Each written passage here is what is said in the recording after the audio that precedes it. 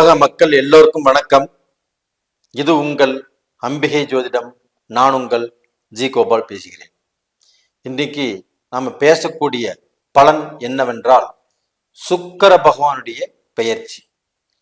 இந்த சுக்கிர பகவானுடைய பெயர்ச்சியை அடிக்கடி போட்டுருக்கிறீங்களே, என்ன காரணம் அப்படின்னு கேட்டீங்கன்னா, நாம் இதற்கு முன்னாண்ட ராகு கேது பெயர்ச்சி, சனி பகவானுடைய பெயர்ச்சி, செவ்வாய் பெயர்ச்சி, குரு பகவானுடைய பெயர்ச்சி, இது எல்லாமே போட்டுட்டு இருக்கிறோம். இது எல்லாத்தை விட ரொம்ப முக்கியமான பயிற்சி என்னன்னா சுக்கிர பகவானுடைய பயிற்சி. அப்போ இது ஜாதகத்துல சுபகிரகம், குரு பகவானும் சுபகிரகம். அப்ப அந்த சுபகிரகத்தினுடைய பெயர்ச்சி ரொம்ப முக்கியமானதுன்னு ஏன் சொல்றேன்னா, இந்த சுக்கிர பகவான் தான் கலஸ்திர காரகன். அப்ப இந்த கலஸ்திர காரகன் ஆகப்பட்டது நம்மளுடைய ஜாதகத்துல நல்லா இருக்கணும். அப்படி நல்லா இல்லைன்னா கண்டிப்பாக சிக்கல் தான். அப்ப அந்த ஜாதகத்துல சுக்கிர பகவான் நல்லா இருக்கிறாங்கன்னா அவங்களுக்கு நல்ல திருமணம் அமையும். ஒருத்தர் ஒரு ஏழையாக இருந்தாலுமே ஒரு பணக்கார பெண்ணு திருமணம் பண்ணலாம். அப்படி திருமணம் செஞ்சாலும் அவங்களுடைய வாழ்க்கையில சந்தோஷமாக அடுத்தவங்க பார்த்து பெருமைப்படக்கூடிய அளவுக்கு, பொறாமைப்படக்கூடிய அளவுக்கு ஒரு நல்ல வாழ்க்கை வாழ்ந்து மக்களை பெற்று ஒரு சந்தோஷமான வாழ்க்கையை வாழ முடியும். அது போக வீடு, காரு, பங்களா, இப்படி சொகுசான வாழ்க்கை வாழலாம். இது சுக்கிர பகவான் நல்லா இருந்துச்சுன்னா. இதே சுக்கிர பகவானாப்பட்டது ஒரு ஜாதகத்துல கெட்டு போச்சு. அப்படி கெட்டு போய் இருந்துச்சுன்னா அவங்களுக்கு சரியான வயதில் திருமணம் நடக்காது. காலம் தாழ்த்தி தான் திருமணம் நடக்கும். 27 வயசுங்கிறது 30 வயசு ஆகும். 30 வயசுங்கிற 35 வயசுலயும் நடக்கலாம். ஒவ்வொருத்தருக்கு 40 வயசுலயும் நடக்கலாம். ஒவ்வொருத்தருக்கு 45 வயசுலயும் நடக்குது.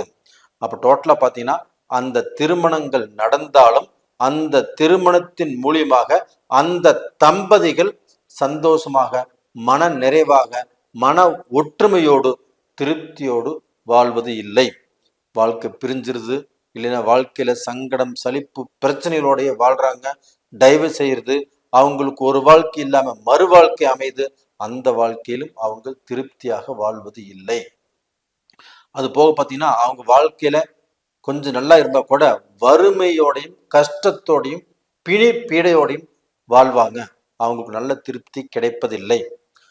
அப்ப டோட்டலா பார்த்தீங்கன்னா இந்த சுக்கிர பகவான் நம்மளுடைய வாழ்வாதாரத்துக்கு ரொம்ப முக்கியமான கிரகம். நேயர்களே, இதற்கு முன்னாண்ட உங்களுக்கு நிறைய பதிவுகள் நான் போட்டிருக்கிறேன். ஒவ்வொரு கிரகத்தையும் ஆராய்ச்சி பண்ணி மாசம் மாசம் உங்களுக்கு நான் வீடியோக்கள் கொடுத்துட்டு இருக்கிறேன். நீங்களும் நிறைய பேர் இந்த வீடியோவை பார்த்துட்டு இருக்கிறீங்க. இந்த வீடியோவை பார்த்துட்டு நிறைய பேர் லைக் பண்றீங்க, சப்ஸ்கிரைப் பண்றீங்க. உங்க எல்லாத்துக்குமே என்னுடைய மனமார்ந்த வாழ்த்துக்கள். ஒரு சிலர் பார்க்குறாங்க, சப்ஸ்கிரைப் பண்ணாம போயிடுறாங்க. கண்டிப்பாக அவங்களும் பார்த்து சப்ஸ்கிரைப் பண்ணினால் நல்லா இருக்கும். அப்ப இந்த சுக்கிர பகவானுடைய பெயர்ச்சி ஆகப்பட்டது ஜூலை மாதம் 31ஆம் தேதி இந்த சுக்கிர பகவானுடைய பெயர்ச்சி சாயந்தரம் ஆரம்பிக்குது. ஆகஸ்ட் மாதம் 24ஆம் தேதி வரைக்கும் இந்த சுக்கிர பகவானுடைய பெயர்ச்சி 24 நாட்கள். கடகத்திலிருந்து சுக்கிர பகவான் பெயர்ச்சியாகி சிம்மத்துக்கு வர்றாங்க.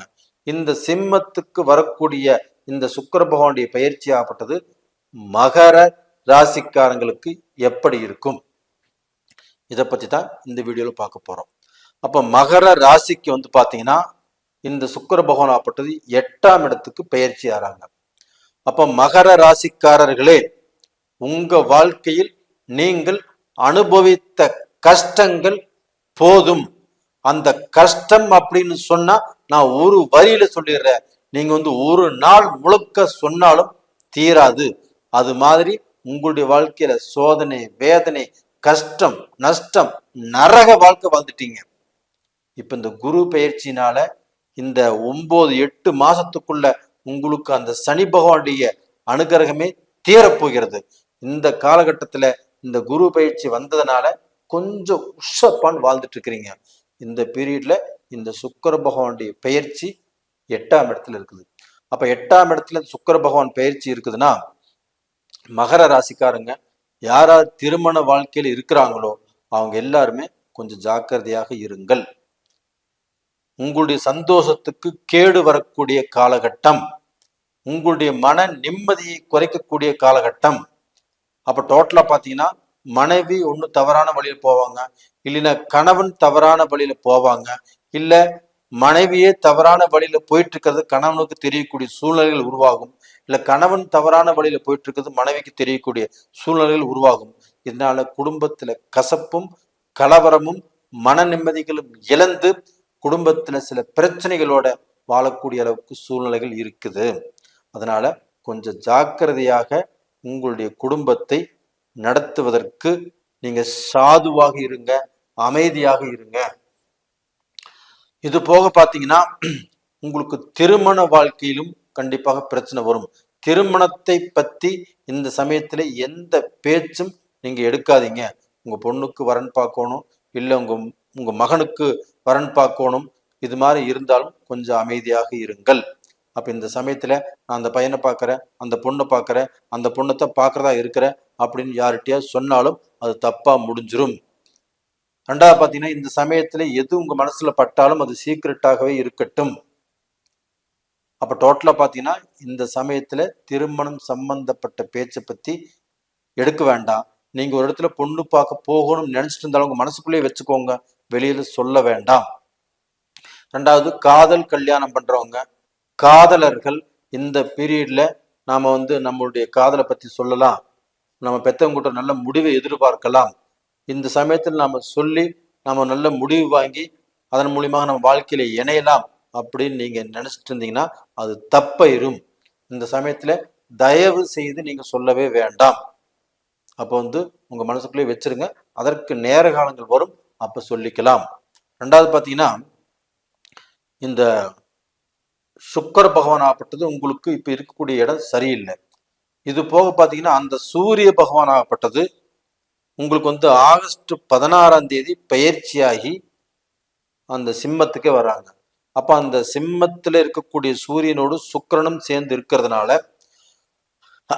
அந்த 8ஆம் இடத்துல சூரிய பகவான் ஆட்சியாக இருக்கிறதுனால அந்த ஆட்சி பெற்ற சூரியனோடு சுக்கிரன் சேர்றதுனால உங்களுக்கு அந்த பிரச்சனைகள் குறைவதற்குண்டான வாய்ப்பு உருவாகும். அப்ப டோட்டலா பாத்தீங்கன்னா அந்த ஆகஸ்ட் 16 ஆகஸ்ட் 24 வரைக்கும் கொஞ்சம் சாந்தமான சூழ்நிலைகள் தான் உங்களுக்கு இருக்கும். அதே சமயத்துல அந்த 8ஆம் இடத்துல சூரியன் ஆட்சியாக இருக்கிறதுனால கண்டிப்பாக உங்களுக்கு வண்டி வாகனத்துல பிரச்சனை வந்தாலும் நீங்க தப்பிச்சுக்கலாம். உங்களுக்கு பாத்தீங்கன்னா ஒரு விபத்து நடக்கும்னு இருந்தா கூட அந்த விபத்துனால சின்ன காயத்தோடு தப்பிச்சுக்குவீங்க. உங்களுக்கு மழை போல் பிரச்சனை வந்தாலும் அது பனி போல் நீங்கும். அது போக உங்களுடைய ராசியை குரு பார்க்கிறார். குரு பார்க்கறதுனால கோடி புண்ணியம். அப்ப டோட்டலா பாத்தீங்கன்னா இந்த சுக்கிர பகவானும் 7ஆம் பார்வையாக உங்களுடைய ராசிக்கு 2ஆம் இடத்தை கும்பத்தை பார்க்கிறாரு, குடும்பஸ்தானத்தை பார்க்கிறார். அப்ப அந்த சுக்கிர பகவான் ஆப்பட்டது மகர ராசிக்காரங்களுக்கு அதி நட்பு கிரகம். அந்த நட்பு கிரகமான சுக்கிர பகவான் உங்களுடைய குடும்பஸ்தானத்தை 7ஆம் பார்வையாக பார்க்கறதுனால எந்த குடும்பத்தையும் சிதறுவதற்கு விடமாட்டார்.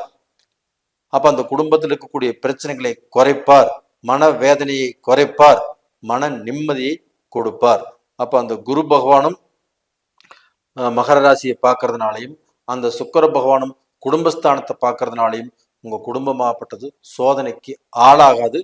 தைரியமாக இருங்க. இது போக பாத்தீங்கன்னா உங்களுக்கு வேலையில மாற்றங்கள் உருவாகும். சொந்த தொழில் செய்யறவங்களா இருந்தா கூட அவங்களுக்கு நல்ல திருப்தி கண்டிப்பாக கிடைக்கும்.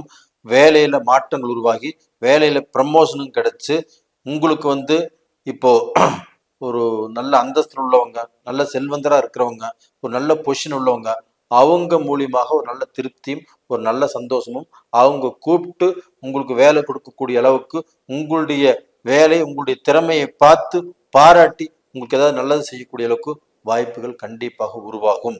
அப்ப டோட்டலா பாத்தீங்கன்னா மகர ராசிக்காரங்கள் கொஞ்ச காலம் கஷ்டப்பட்டாலும் அடுத்த கொஞ்ச காலத்துல நீங்க நல்லா இருப்பீங்க, ஒன்றும் கவலைப்படாதீங்க. இது போக அந்த குருவுடைய பார்வை இருக்கிறதுனால எதை பத்தியும் கவலைப்பட வேண்டாம், தைரியமாக இருங்க. நீங்கள் ஏழரை சனியின் காலகட்டத்தில் குடும்ப கஷ்டம், மன கஷ்டம், மனைவியால் கஷ்டம், கணவனால் கஷ்டம், நல்லா வாழ்ந்த குடும்பங்கள் இன்னைக்கு நிலை தடுமாறி இருக்குது. இவங்க எல்லாத்துக்குமே கண்டிப்பாக ஒரு விடிவு காலம் பிறந்தாச்சு. நல்லா இருப்பீங்க. நேயர்களே, இந்த பதிவு பிடிச்சிருக்குன்னு நினைக்கிறேன். பிடிச்சிருந்தா லைக் பண்ணுங்க, சப்ஸ்கிரைப் பண்ணுங்க, உங்க நண்பர்களுக்கும் ஷேர் பண்ணுங்க. உங்களுடைய ஜென்ம ஜாதகத்தில் நடக்கக்கூடிய தசா புத்திகள் சாதகமாக இருக்கிறதா பாதகமாக இருக்கிறதா அதை ஃபர்ஸ்ட் பார்த்துக்கோங்க. ரெண்டாவது, இப்ப நடக்கக்கூடிய தசா புத்தினா அந்த புத்தி நாதன் எங்க இருக்கிறாங்க உங்களுடைய ஜாதக கட்டத்துல, அது ஆட்சியா இருக்கிறாங்களா, உச்சமாக இருக்கிறாங்களா, பகையா இருக்கிறாங்களா, இதை ஃபர்ஸ்ட் பாருங்க.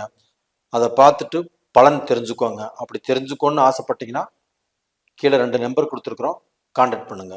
உங்களிடமிருந்து விடைபெறுவது உங்களின் ஜி கோபால். நன்றி, வணக்கம்.